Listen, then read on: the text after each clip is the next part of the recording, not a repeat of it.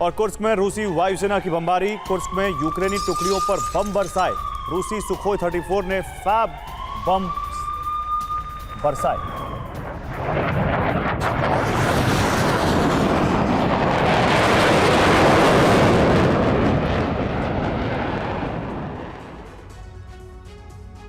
तो रूस में यूक्रेन का प्रहार और विध्वंसक होता जा रहा है। यूक्रेन ने ड्रोन हमले से रूस के हथियार गोदाम पर हमला किया। हमले में नॉर्थ कोरिया से आई मिसाइलों का भंडार भस्म हो गया। रूस के लिए चिंता बढ़ाने वाली बात यह है कि कुर्स्क में भीषण युद्ध के बीच यूक्रेन ने नई चेतावनी दी है। यूक्रेन के खुफिया प्रमुख ने कहा है कि युद्ध में अब नया दौर आने वाला है। इंटेलिजेंस प्रमुख किरिलो बुदानोव ने कहा कि जल्दी एक बड़ा टर्निंग पॉइंट आएगा, यानी अब यूक्रेन और बड़े हमले कर सकता है। यूक्रेन के इस आत्मविश्वास और हौसले की वजह क्या है, आप इस रिपोर्ट में देखिए।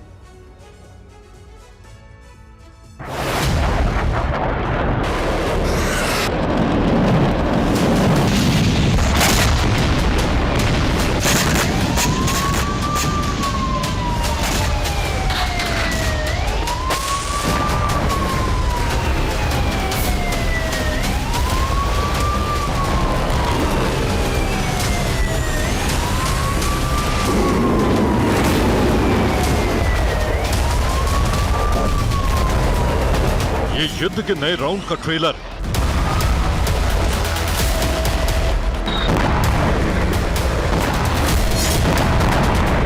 ये बदले यूक्रेन के युद्ध में धमाकेदार एंट्री।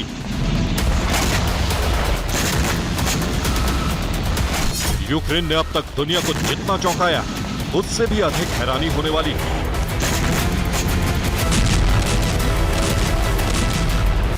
यूक्रेन ने मॉस्को और सेंट पीटर्सबर्ग तक हमला करके साबित कर दिया है कि रूस में अब विध्वंस की नई कहानी लिखी जाएगी।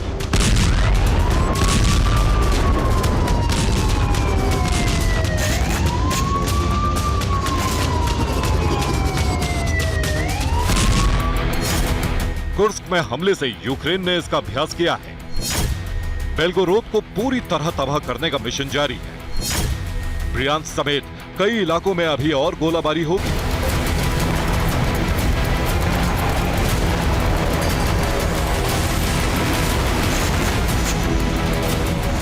यूक्रेन में एक बहुत बड़ा बदलाव हो चुका है और आने वाले समय में यूक्रेन और अधिक बदलने वाला है।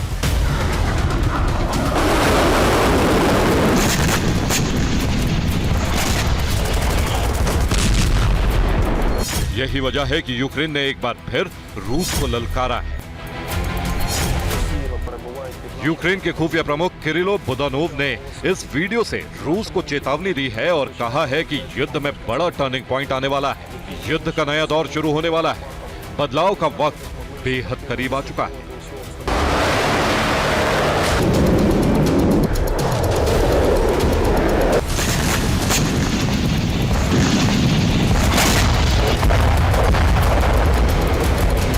लंबी दूरी के घातक ड्रोन बनाने के बाद यूक्रेन ने एक और घातक हथियार तैयार किया है।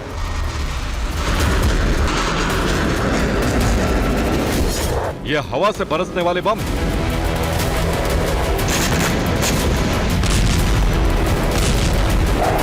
F-16 देने का भरोसा मिलने के बाद ही यूक्रेन ने इसके लिए नए बम बनाने का काम शुरू कर दिया था।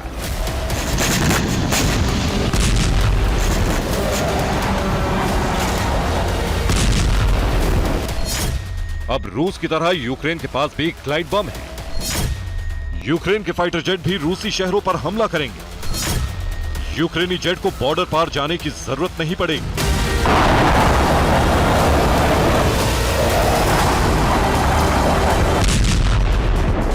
यूक्रेन का नया बम खार्किव और कुर्स्क में कहर मचाने लगा है। यूक्रेन के बम रूस के फाब बम की सीरीज की तरह ही घातक है और सटीक निशाने के साथ प्रहार कर रहे हैं। यूक्रेन ने ग्लाइड बम में रॉकेट बूस्टर लगाया है। बम को ग्लाइड पावर देने के लिए विंग्स लगाए हैं। खास बात तो यह है कि यूक्रेनी ग्लाइड बम की रेंज 65 किलोमीटर है।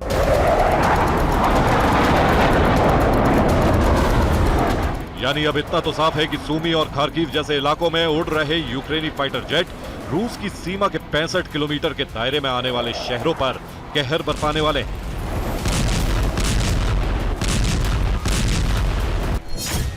यूक्रेन ने फ्रांस के हैमर जैसा बम तैयार किया है। यूक्रेन के ग्लाइड जीपीएस से गाइड होकर सटीक निशाना लगा रहे हैं। अमेरिकी जेडैम किट का भी इस्तेमाल किया जा रहा है।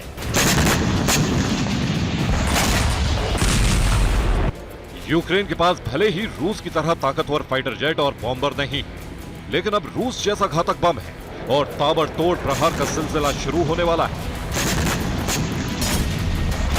नाटो से भी घातक हथियारों की मांग की गई है।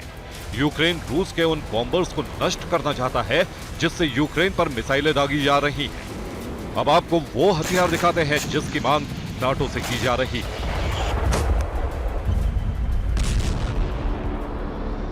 और यूक्रेन ने नेटो से टॉमहॉक मिसाइलों की मांग की है। ये मिसाइलें 1.5 से 2,500 किलोमीटर दूर तक प्रहार करने में सक्षम है। 900 किलोमीटर प्रति घंटे की रफ्तार से हमला करने वाली ये मिसाइल 450 किलो के वॉरहेड से धमाका करती है।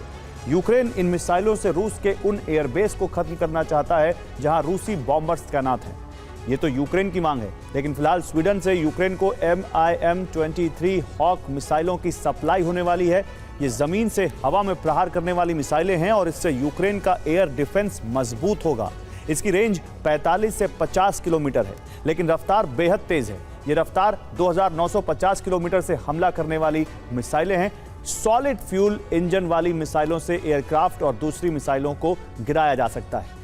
इटली से यूक्रेन को SAMP-T एयर डिफेंस मिलने वाली है। इसकी मिसाइलें एयरक्राफ्ट और ड्रोन के अलावा क्रूज और बैलिस्टिक मिसाइलों को गिराने की ताकत रखती हैं।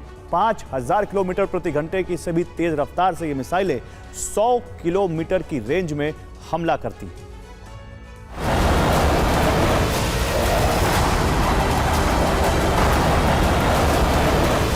यूक्रेन अब रूस के भीतर ठीक वैसे ही हमले करने वाला है जैसा रूस अब तक करता रहा है।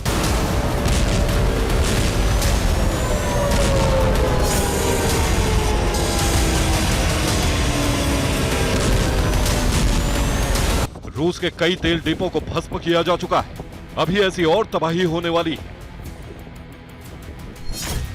रिपोर्ट के मुताबिक यूक्रेन के हमले से रूस का 1 लाख टन तेल जल गया है। यूक्रेन के ड्रोन हमलों ने रूस को बड़ा आर्थिक नुकसान पहुंचाया है। रूस अब जमीन के भीतर तेल डिपो बनाने के लिए मजबूर है। यूक्रेन ने हथियार बनाने का काम तो बखूबी किया है, लेकिन इतने लंबे युद्ध के बाद सैनिकों की भारी कमी है। लेकिन नाटो इस कमी को पूरा कर रहा है। एक रिपोर्ट के मुताबिक कुर्स्क में पोलैंड और जर्मनी के सैनिक युद्ध लड़ रहे हैं। ब्रिटेन ने भी अपने सैनिकों को कुर्स्क भेजा है। फ्रांस के सैनिकों की मौजूदगी के सबूत खुद रूस दिखा चुका है।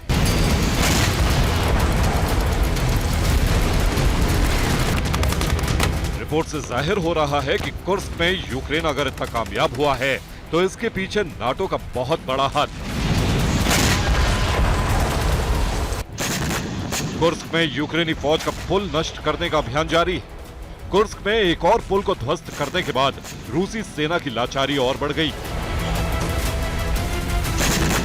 रूस को भले ही किम जोंग से मिसाइलों की बड़ी खेप मिली है, लेकिन यूक्रेन अब उस पूरे जखीरे को भस्म करने के मिशन पर।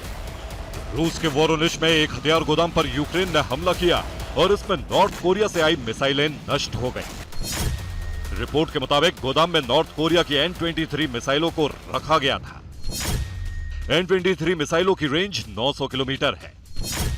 हमले में नॉर्थ कोरिया की बैलिस्टिक मिसाइलें नष्ट हो गई।